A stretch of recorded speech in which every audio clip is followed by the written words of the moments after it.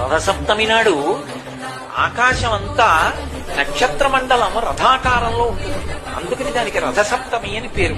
ప్రతి సప్తమి తిథి నాడు సూర్యకాంతి చాలా విశేషంగా ఉంటుంది. అటువంటి సప్తమి తిథి నాడు రథసప్తమి వచ్చినప్పుడు ఆ జిల్లేడాకులు రేగుపళ్ళు తల మీద పెట్టుకుని నమస్కారం చేసి సూర్యుడికి స్నానం చేస్తారు. ఎందుకు అంటే సూర్యబింబంలో ఉండేటటువంటి ప్రాణశక్తిని పుచ్చుకుని జిల్లేడాకు ఇక్కడ ఉండేటటువంటి గోరువెచ్చటి ఆ బ్రహ్మస్థానము నుండి ఆ లోపలికి ప్రసారం చేస్తుంది. దానివల్ల ఎదర వచ్చేటటువంటి విశేషమైనటువంటి వేడిని తట్టుకోవడానికి కావలసిన శక్తి వస్తుంది. రేగుపండుకి ఓ లక్షణం ఉంది, పీడ తీస్తుంది. అందుకే పిల్లలకి భోగి పండగ నాడు చిల్లర పైసలతో కలిపి రేగుపండుకు వస్తారు. సబ్స్క్రైబ్ చేసుకోవచ్చు కదా.